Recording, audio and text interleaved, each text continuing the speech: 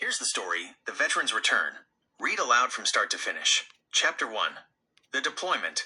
Michael stood on the tarmac, the roar of jet engines filling his ears. He was about to embark on a journey that would change his life forever. As his unit boarded the plane, he felt a mix of excitement and dread. This was his first deployment, and he knew the dangers that awaited him.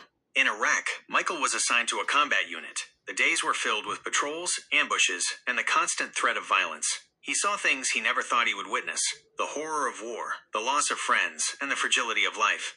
One night, after a particularly harrowing patrol, Michael found himself sitting alone in his tent. He was overwhelmed by the stress and the fear. He knew he needed to do something to cope.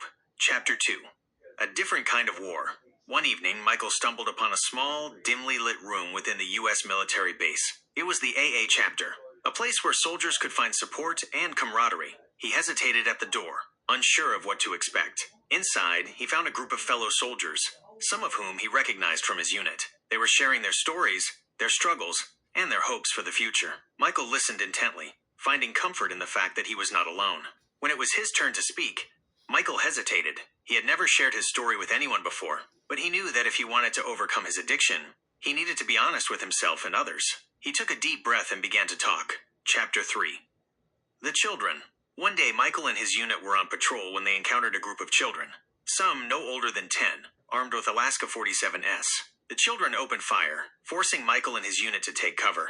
After a tense standoff, Michael and his unit were forced to use lethal force to neutralize the threat. Several of the children were wounded, and one was killed. Michael felt a wave of guilt and sadness. As he stood over the body of the fallen child, he questioned his own actions. He knew that these children were victims, forced into a war they didn't understand. But he also knew that he had to protect himself and his comrades. The incident left a profound impact on Michael. He struggled to sleep, haunted by nightmares of the children he was forced to harm. He began to question the nature of war and the violence he was forced to participate in. Chapter 4. The Homecoming. After serving 2 tours in Iraq, Michael finally returned home. He was greeted by a wave of familiar faces, but he also felt a sense of detachment. The war had changed him, and he struggled to adjust to civilian life. With the support of his family and friends, Michael sought help from a therapist. Through therapy, he began to process his experiences in Iraq and learn healthy coping mechanisms. He also continued to attend AA meetings, finding solace in the support of his fellow veterans. Chapter 5. A New Beginning.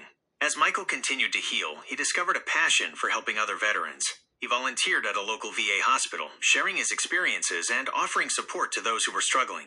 He also found love and companionship with Tabitha, a woman who understood his pain and supported him through it all. Together, they built a new life, finding joy in the simple things. Chapter 6. A Quiet Life. Michael and Tabitha settled into a comfortable routine. They lived in a modest home, surrounded by their beloved cats. Their days were filled with simple pleasures: gardening, reading, and spending time together.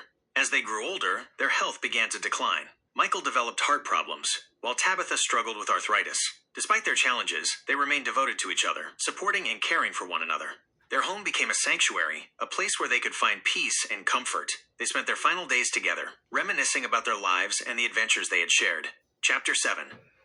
A Final Farewell.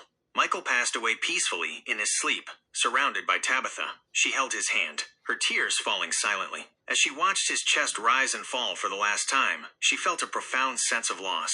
After Michael's funeral, Tabitha arranged for his burial. She had him laid to rest in a quiet cemetery overlooking a field of wildflowers. When Tabitha passed away a few years later, her ashes were interred with Michael's. Their beloved cat, Captain, was also buried with them, a fitting tribute to their loyal companion.